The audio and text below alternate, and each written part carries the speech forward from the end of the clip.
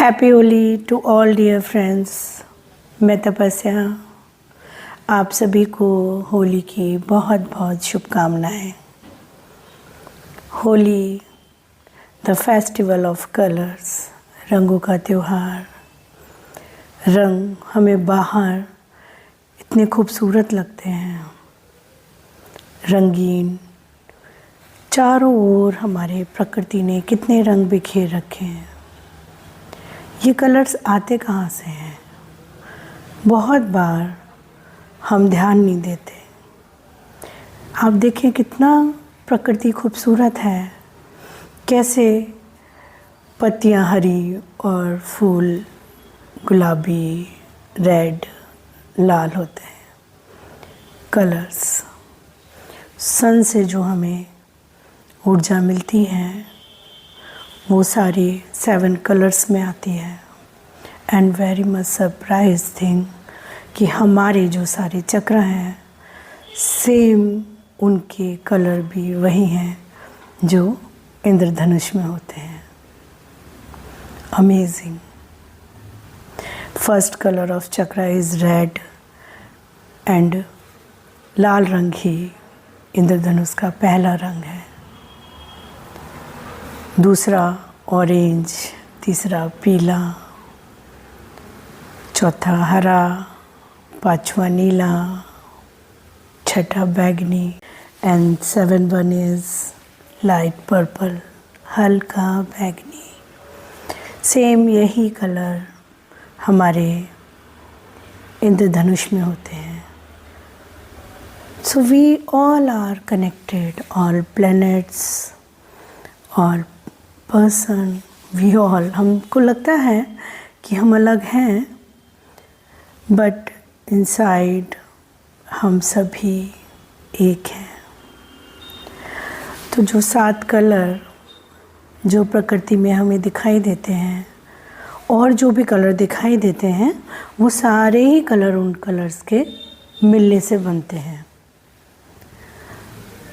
तो जो कलर बाहर इतने खूबसूरत लगते हैं तो सोचिए वो जब हमारे अंदर बिखरेंगे तो कितने खूबसूरत होंगे, तो हमारा जीवन कितना खूबसूरत होगा। तो अपने चक्रास को जगाएं, उन पे ऊर्जा पहुंचाएं।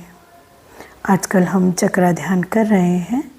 हमारा प्रयास है कि हम सभी अपने भीतर के रंगों में डूबें, अपने भीतर की आनंद और प्रेम को जगाएं।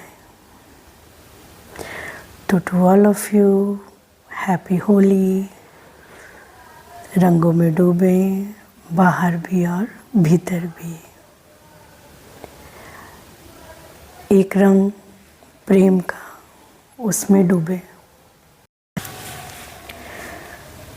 प्रेम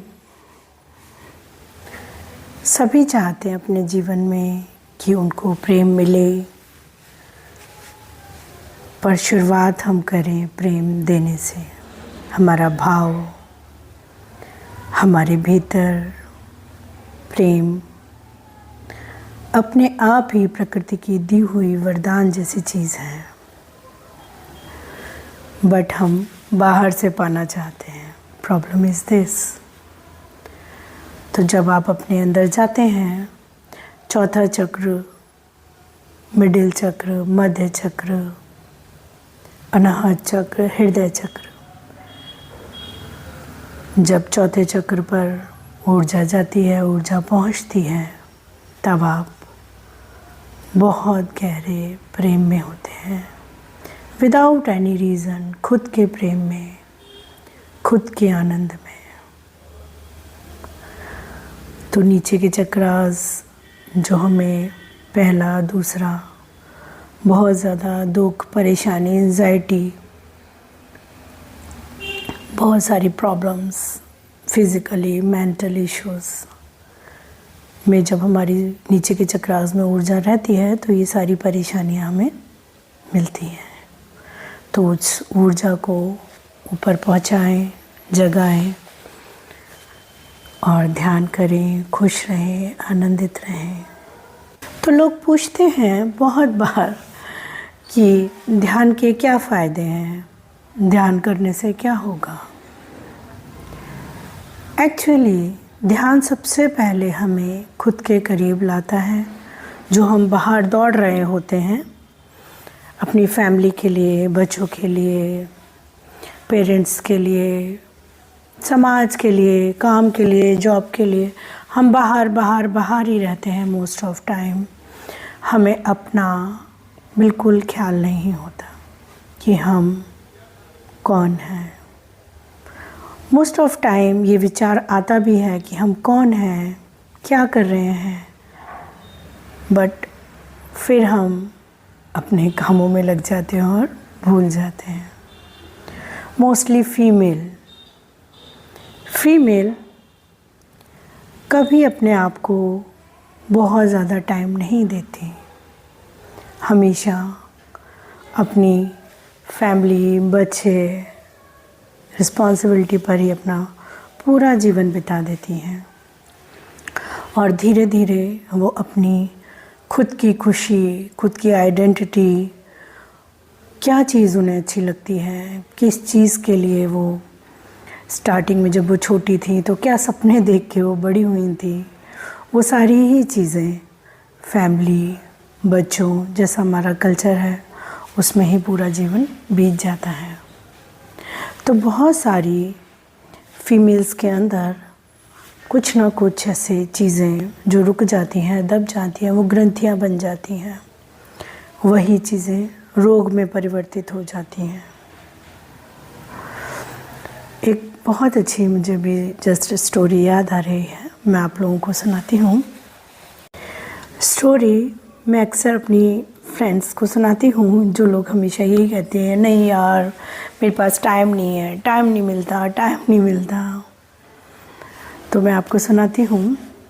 इसी प्रकार कुछ सहेलियाँ थीं, उन सभी की शादी हो जाती है और सबके बच्चे हो जाते हैं, माता पिता, फैमिली में सब बिज़ी हो जाते हैं। तो कुछ फ्रेंड्स टाइम टू टाइम मिलती हैं, पार्टी करती हैं, जैसे आजकल चल रहा है, किटीज़ पार्टी करती हैं।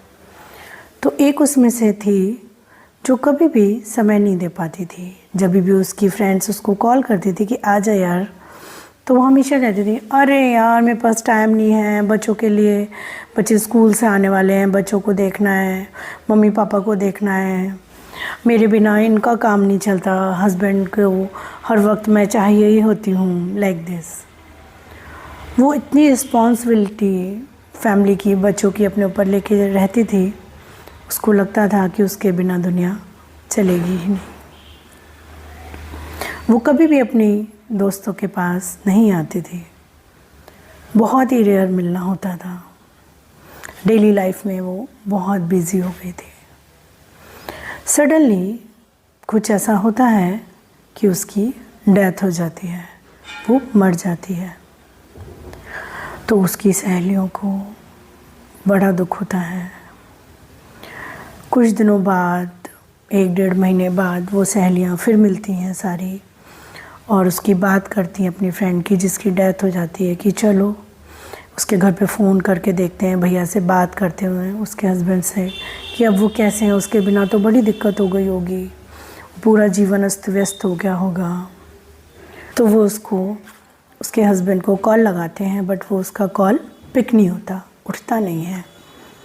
तकरीबन 1 घंटे बाद बैक कॉल आता है उनका, तो वो फ्रेंड्स उठाती हैं, पूछती हैं आप कैसे हो। अब हमारी फ्रेंड नहीं है तो बड़ी परेशानी हो गई होगी, आप कैसे जी रहे हो। तो वो कहते हैं कि हाँ बात तो सही है, मैं बहुत दुखी हूँ, क्या करूँ, पर जीना तो पड़ता ही है। तो कहा हम फ़ोन कर रहे थे आपको, आपने फ़ोन नहीं उठाया। तो कहते अरे वो मैं क्या क्लब चला गया था, तो क्लब में फ़ोन लॉकर में रखा हुआ था। उन्होंने कि आप क्लब चले गए थे, पहले तो आप नहीं जाते थे। वो कहते मैं जाना तो चाहता था, बट क्या है कि तुम्हारी फ्रेंड को टाइम देना होता था, इस वजह से मैं जा नहीं पाता था। ओके, देन नेक्स्ट वो पूछती हैं कि बच्चे कैसे हैं, सब कैसे हैं घर में। ये बच्चे ठीक हैं, एक खाने वाली लगा दी है, सुबह टिफ़िन बना देती है, वो बच्चों के अकॉर्डिंग लंच बना देती हैं, कोई दिक्कत नहीं है, काम चल रहा है। अब काम तो चलाना ही पड़ेगा। कहते मम्मी पापा कैसे हैं? आपकी माताजी तो बहुत बीमार रहती थी। हाँ, उनके लिए एक नर्स लगा दी है, अब वो नर्स से काम चल रहा है और उन्होंने खुद भी काम करना थोड़ा थोड़ा शुरू कर दिया है। बच्चे भी रिस्पॉन्सिबल हो गए हैं और अब मम्मी पापा भी सुबह वॉक करने जाने लगे हैं, अपनी हेल्थ का खुद ध्यान रखने लगे हैं। तो स्टोरी का तात्पर्य ये है कि हमें लगता है कि हमारे बिना जीवन नहीं चलेगा, बट ऐसा नहीं है। जीवन कभी नहीं रुकता। और जब स्त्रियां ध्यान करती हैं तो उनका घर ही आश्रम हो जाता है। मुझे याद आता है, मैंने बुक पढ़ी थी ओशो की एक, जिसमें आप सभी स्त्रियां भी उसे ज़रूर पढ़ें या डिस्कोर्स सुने वो प्रवचन। उसका नाम था नारी और क्रांति। ये बुक संभोग से समाधि की बुक में एक पीछे पार्ट है, उसमें दिया हुआ है, एक चैप्टर है, उसमें ओशो ने स्त्रियों से हाथ जोड़कर प्रार्थना की है। मुझे याद आता है वो क्षण जब मैंने उनको सुना था, जब वो ऐसे बोल रहे थे तो मेरी आंखों में आंसू थे कि एक गुरु हमसे हाथ जोड़कर प्रार्थना कर रहा है और कह रहे हैं कि आप ही हो जो इस दुनिया को बदल सकती हो, आप ही जननी हो, आप ही पालन करने वाली हो। आप जब ध्यान करते हो, जब फीमेल ध्यान करती हैं स्त्रियां, तो उनका घर स्वर्ग होता है। जब आप स्वयं प्रेम में होंगी तो आपके वो चारों ओर के लोग भी बिना प्रेम में डूबे रह ही नहीं सकते।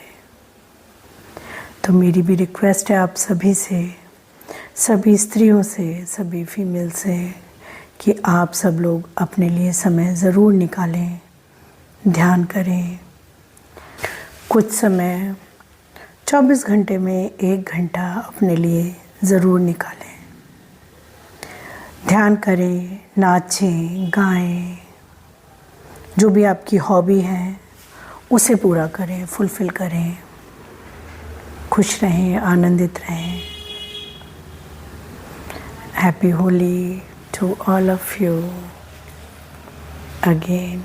होली की बहुत बहुत शुभकामनाएं। Thank you so much.